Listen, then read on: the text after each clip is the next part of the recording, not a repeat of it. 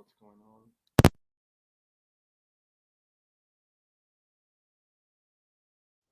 Salam alaikum. Can you guys hear me? We have a surprise live stream from Bosnia, from Sarajevo. I've got like maybe a few minutes, so I wanted to check in because I know I wasn't active that much lately. So, I've been just focused on Ramadan, and this is the last day, so I figured it's good to go live. We'll see if somebody stops by.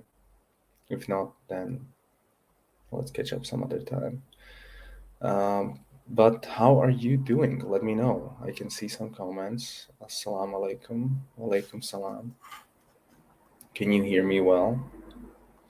Can you see me as well? How's your last day going? Is it your last day or are you still waiting for a second one? Because this is the last iftar we're gonna have in 2.5 hours approximately. And then we will have Eid tomorrow. So again, first Eid.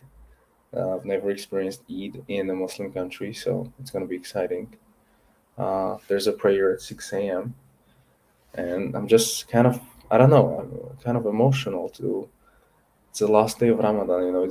This Ramadan was crazy for me. Quite a lot that happened, and I don't know if I'm happy or sad that it's ending, but it is what it is. So we gotta move on. How's your Ramadan in Bosnia? It's very good.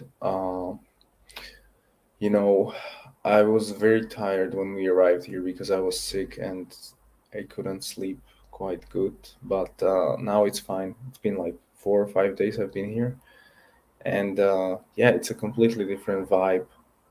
You there's actually like an iftar menu in restaurants. People sort of, you know, there's actually what they do in Sarajevo. There's a canoon, like a cannon, and they basically shoot it at the end of the day to signify when iftar is starting. So this is the only, I think, city in the world that does this. When there's a cannon on the hill and they shoot it, and that means like you can eat now and you can drink and break your fast. So that's kind of crazy. I've never experienced that. The prayers are similar to what I'm used to, but I see some influence, maybe of Sufism or something like that here. But I mean, I don't care. I'm just here for the Ramadan, and they do this kind of stuff, which is kind of new to me. Where, for example, in the mosque, they always recite Surah Ikhlas before the Imam walks in, and then at the end they hug each other, like after the prayer. It was kind of strange to me.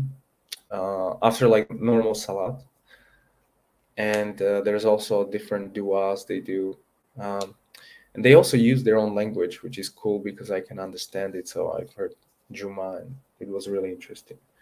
um, yeah, so it's very good. Yesterday actually one of the subscribers on this channel met with me in the center and my wife, and we went and we had a great day where he showed us everything in Sarajevo. So I have a lot of footage and a lot of material that I'm gonna have to edit and then post.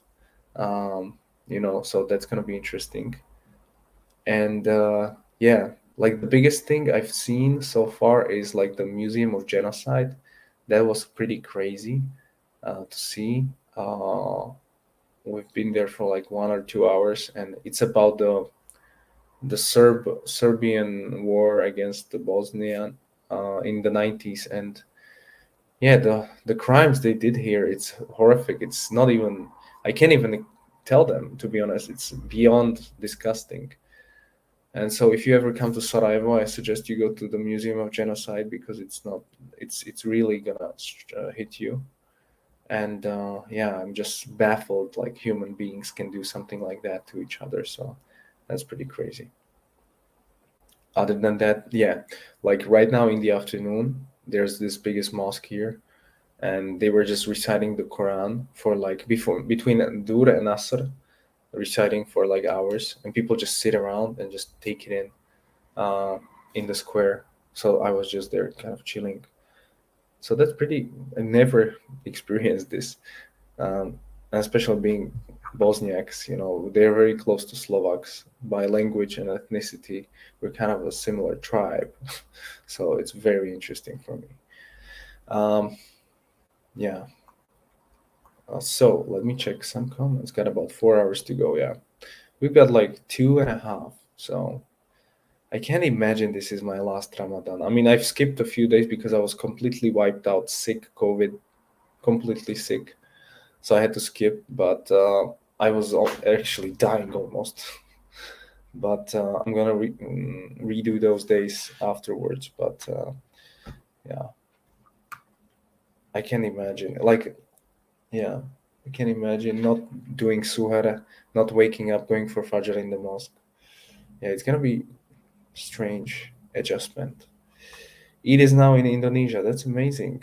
Congrats. Ramadan Mubarak. Hey, salam, salam. What's up? Where will you pray Eid? Which mosque? There's a old mosque here, which is the oldest mosque, according to Yusuf, the guy we met yesterday. And it's like right here, like 1 minute. It's always open, and so that's where I'm gonna go, probably, inshallah. Um, I've got my hat, my what's it called, kufi hat, or what do you call it? I'm gonna have my shirt, and it's gonna be cool. And then we can finally go for lunch. Subhanallah, that's gonna be amazing. But Bosnia is a very interesting country. It's like it had a tough past, but many things happened here.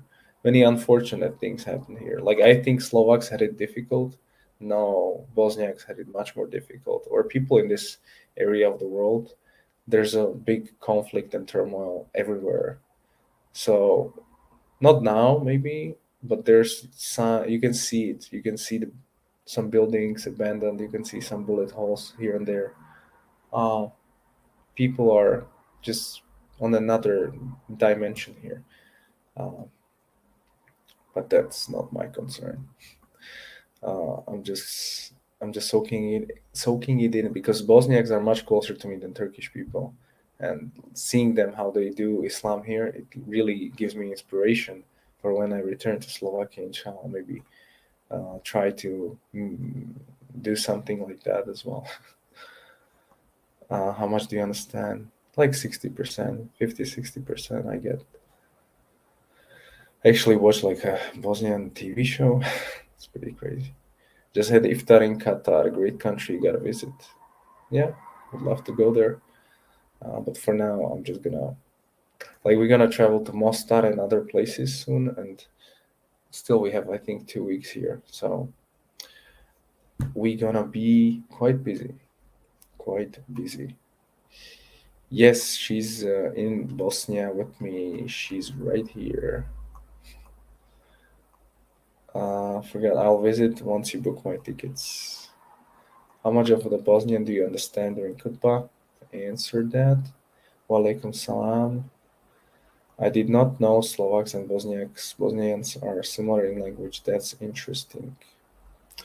Yeah, it's very similar. It's like almost the same. We have some words which are more similar than with Czech. So I can for example, they say bicycle, they say bis- bicycle. We say bicycle, and Czechs say kolo. So we have more in common with Bosniaks sometimes. Some sentence, some words.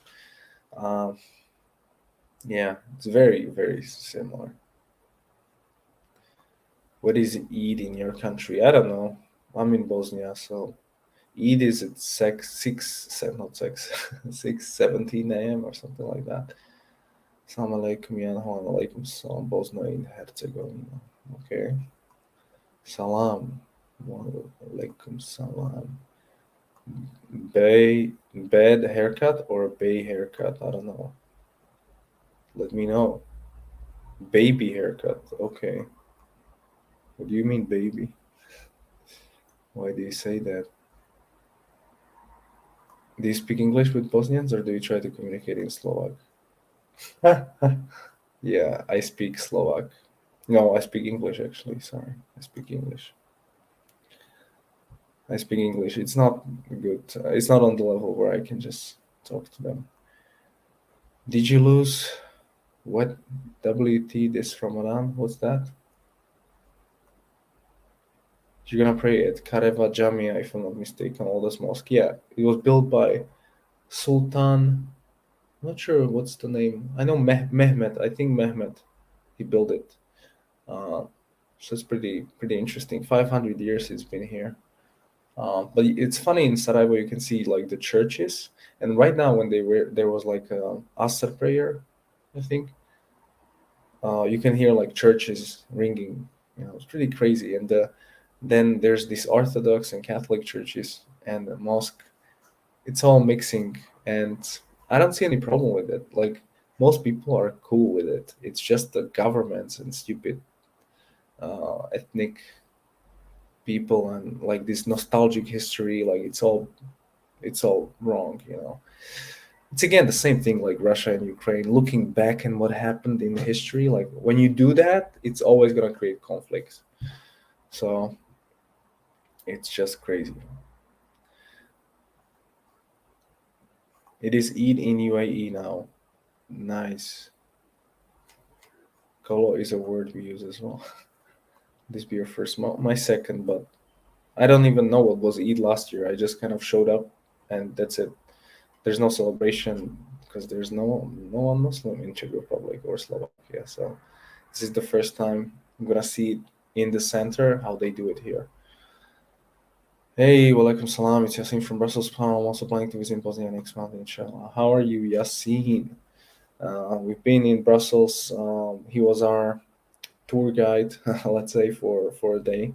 Um, Funny enough, like most people, like even here, we had this Yusuf guy who showed us around, and his mother was concerned that he's meeting like me because I'm like I can be crazy, I can be like a crazy revert, and this happened before as well. So I don't know what it is, why people think that, but anyways, yeah, you should come to Bosnia, man. It's amazing. It's just you know you will see the differences in economy and stuff like that, but it's not major. It's just people park wherever they want. People have this like Balkan attitude about things. um, so like rules can be bent, let's say like that. Rules can be bent in Bosnia. um, I feel like Slovaks understand more of Bosnian than Bosnian Slovak. Could be, very much. We love you, brother, from Bengal state of India. What happening in France Muslim on online? What?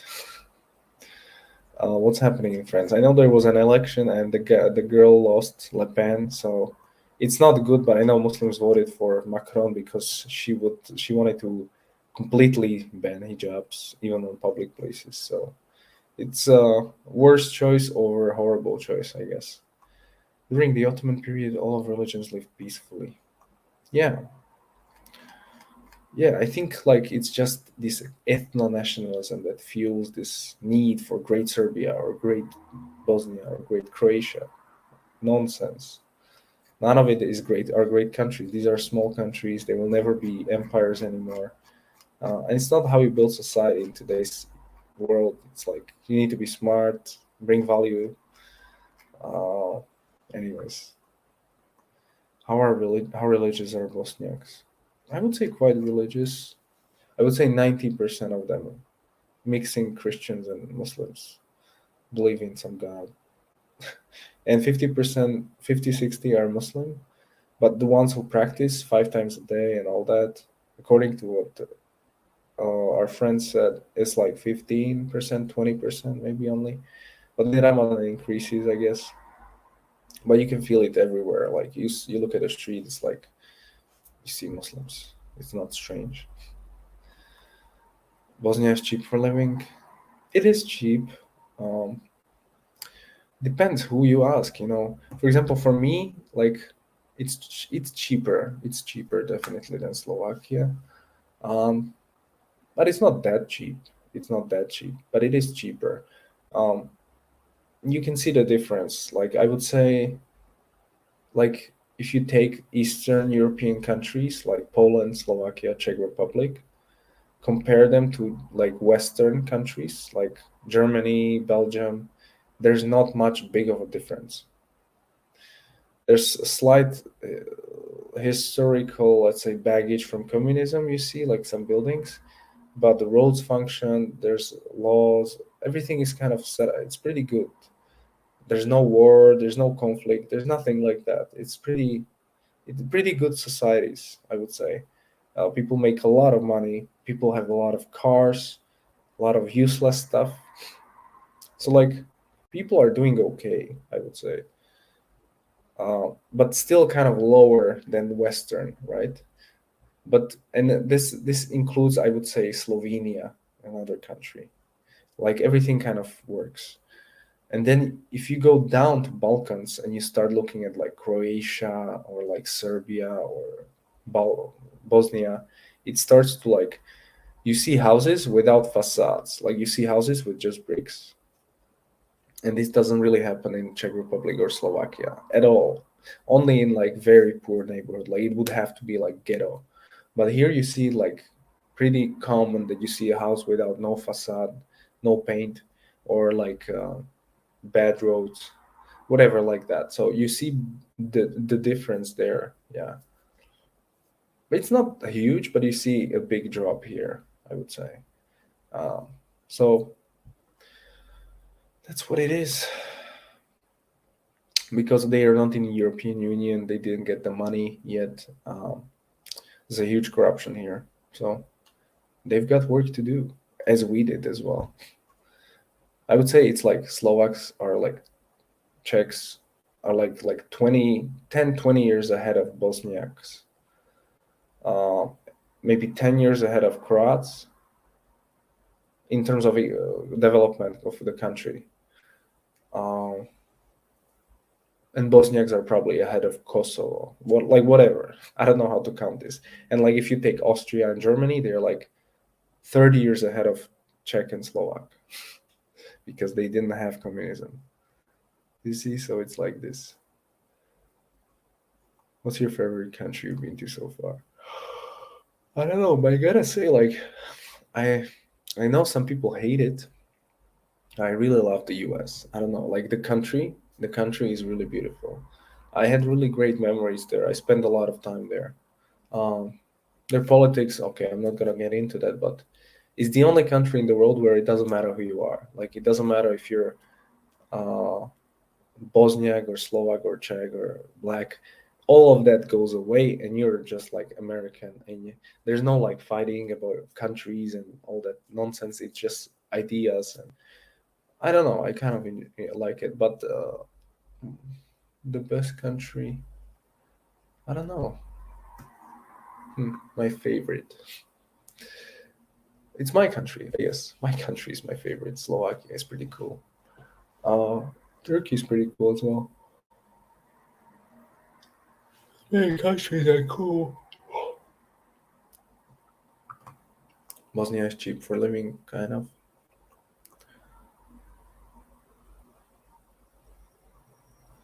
20% practicing at most. Yeah, it's funny and paradoxical when all countries talk about future of humanity, progress nations, when Allah clearly stated He's going to destroy everything, including all creation.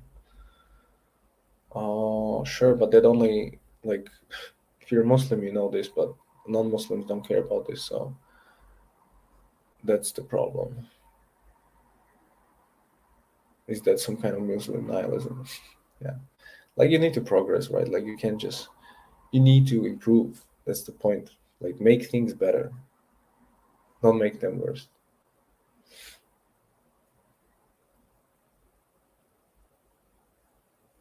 Heavy corruption, unfortunately. Yeah, I know there's a crazy political system here. They have three presidents. They have a Serb, a Croat, and Bosniak. Each of them has a specific term. Then the territory is split in like Brčko district. Then there's Republika Srpska, which is Serbian. And when we were driving through it, we saw all like Russian flags everywhere, and we were like scared, like, oh, Smat, these are some crazy Russians. And it's not. The flag of Republika Srpska looks like Russian flag, but it's actually not Russian. And then Bosnia is like Bosnia and Herzegovina together. It's like here. Uh, so they have three, and then there's this Croatian part. It's the biggest, I think, the most ethnically diverse country in Europe is Bosnia. It's pretty crazy out here. But they have very narrow roads, and I almost died yesterday. So yeah. Oh, so wow. I can imagine corruption must be horrible because no one knows what's going on. But my Bosnian Serb colleague confirmed Bosnia is corrupted. Of course, because like politics is a joke. There was a giant war, which still people haven't kind of uh, recovered from. Uh, Economy is very poor. There's not much kind of industries. It's not in EU, so they don't have like these quality assurance, let's say standards. So for example, when they make a road in Banja Luka, which is like the second largest city, I saw a video of a guy, when you put asphalt on the road, the guy just could take it apart. One day after it was there, he just took it apart. Like, this is not asphalt. They just cheated on the road to make some money, these guys who build it. And so he's asking his mayor, like, what's going on? Why did you pick this company to build this road when in one day it's falling apart? That's deep corruption. That's what happens. Like in Slovakia 30 years ago, this was happening. But there's no like rule of law. There's no like, everyone just thinks of themselves. Um, to destroy, it's like what Allah says, like corruption is like the worst. And when corruption becomes normal, oh man, it destroys society. So I just hope it's not normal and people fight it somehow. There was some news that right wingsters are again on the rise. Did you find similar vibes? Um, Not really. I know they had some protests, but I mean, you have the Serbs always want to expand. Bosniaks are gonna fight because they're Muslim. I can't see. This is like war. This is similar to Israel Palestine. I don't see a solution here. Like really, like what is the solution? Even if you split the country, it's gonna create even more mess. So I actually don't know what to think about this because Serbs want something, Croats want something, Bosnians want something, and then you have Bosnian Serbs and Croats. It's a mess. And then you have Kosovo. Wow. Like Balkans are such a mess, you can't even begin to understand the politics. Sarajevo or Istanbul, which one do you like more? I think Istanbul a bit, but it's just because it's bigger. Because Sarajevo is quite small, and within a day or two, you can pretty much like go everywhere. But Sarajevo has this atmosphere, and it's much closer to me as a, let's say, culture or people or language.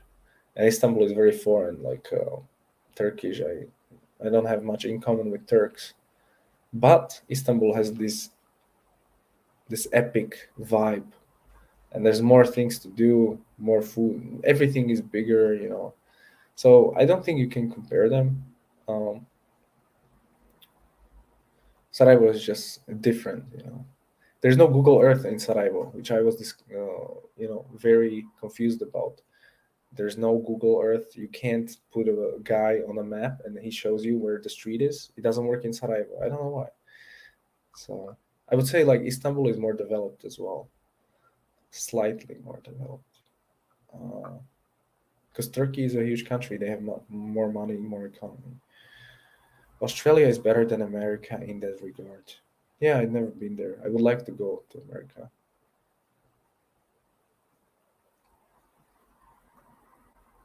Which city is the most safest for women? Medina, bro. I know I made a video about that as well. Uh, but don't know much about Bosnia, but I love listening to Fatih Seferagic, beautiful reciter. Yeah, there's many people who are Hafiz and Quranic schools and everything like that. It's pretty like good. Like yesterday I saw like kids celebrating something. So Islam is strong here. I like Fatih Seferagic too. As a result of the war, namely the Denton Agreement. Yeah, the Denton Agreement is a headache, but it's a headache, but it had to be done because otherwise it would just be genocide. So like you have worse and bad solution. Sometimes you have to put the bad. The problem with the Serbs is that they don't understand military power. They think they are this warrior proud nation, but it takes 5 American F-18s to put Serbia at rest. That's the thing, right? Like, think about this. Muslims don't like America, but when it bombed Serbia, everyone was kind of happy as a Bosniak. Like, what? You see, like, we can't pick and choose. Sometimes these evil things, like, evil is evil. Evil is evil. But you know, actually, in that context, Americans helped Muslims. That context, and Slovaks as well, because we actually allowed the American fighter jets to fly over Slovakia to go to Serbia, because they needed to get our approval, and we were not part of NATO, but we allowed them to do this because we didn't want them to kill Bosniaks. So imagine, like, how crazy is that? Like, today I met a Serbian Muslim convert. What a crazy mix. Seems like they're having some tough times there. Only one mosque in whole Belgrade. Yeah, I mean, Islam is not really good fit for Serbia at all. I would say they destroyed 624 mosques, Serbians, during the war. They raped, like, oh, you can't imagine what they did here. Like how they tortured imams here. I've watched some of the stories in the museum. I can't even say it. So to have Islam in Serbia, it's kind of crazy. Of course not. Maybe in the future. All the democratic leaders are liars and corrupt. What do you think? What this? What a strange notion. I definitely don't think, like, anytime you make an accusation as a Muslim, you need to have facts. So if you make accusation but you don't give me facts, I'm gonna just ignore you. Because with this kind of thinking, you can just say everyone's corrupt. That's not true. Like, I'm pretty sure some leaders are not corrupt. I'm 100% sure. Sure, but some are. Like, what does it mean to be corrupt? Like, I would actually say all the non-democratic leaders are much more corrupt. How can you claim democratic leaders are corrupt? With democratic leaders must have checks and balances to even get into power. In non-democracies, you don't have this. So you can be born into family, be corrupt, and still stay there. That's corruption. You can remove this person from power. Like Russia, Putin, you can remove him from power. But in democratic country, you can elect a new guy after 4 years or 5. I'm not saying it's the best system, but hey, if you're talking about corruption, the corruption with the autocrat or dictator, it's much worse than. But both are corrupt, I would say. It's just democracies are less, I would say.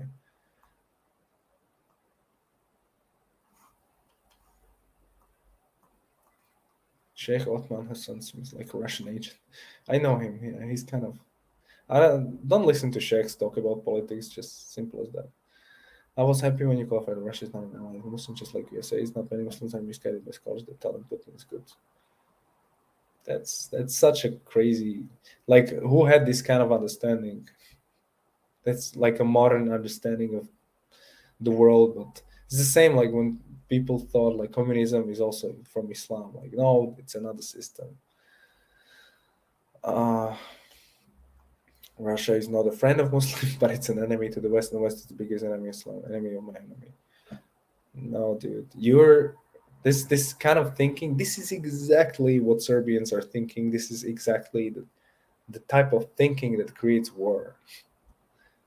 No, you are not Russian, by the way. You are a soul trapped in this dunya. You are not Slovak or Bosniak. Like, let's remove these labels. Do you know what Muslim means? Do you know what Russian means? Like what the West means? What's the biggest? Uh, I can't even begin to speak with people like that. Really, it boils me inside when they people say like enemy of my enemy is my friend. But what about the enemy of the enemy? And everyone has some sort of like I can find you enemy of a friend, and you'll be like, ah, this is like very low IQ level of thinking.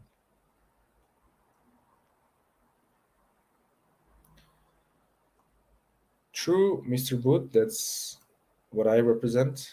Uh, and Russian, but you don't know how Russians rule. I know, and it's not nice. I would prefer democracy or America over Russia anytime. You are an entrepreneur. Thanks. I am. Assalamu alaikum, brachos. Bracho. Bracho, what's up?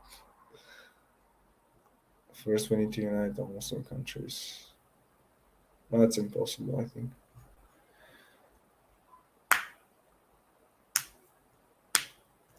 No, but you forget. You just look at it from your lens of like which values and what. Okay, yes, Russians are more conservative, but look at the level of corruption and the level of dictatorship and the level of killing. Like, oh, I can't even begin to understand a person who thinks like Russia is better than Europe. Like, in terms of just living, just like yes, Europe is has problems because it promotes these crazy values, but you have a freedom not to listen to them or something. But in Russia, it's not freedom. You can't choose. The media are banned. So what? Genocide is in India. Yeah, that's crazy.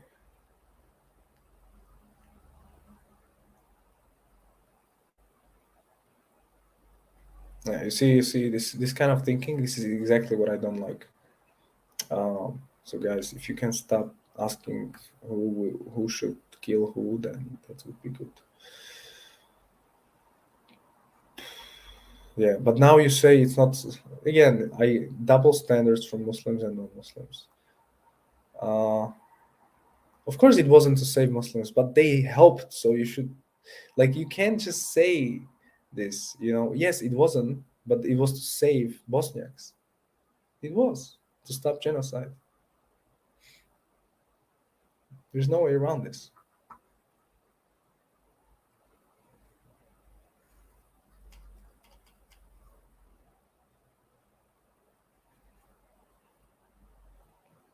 All right, guys. I think I'm gonna tune off because this discussion is getting ridiculous.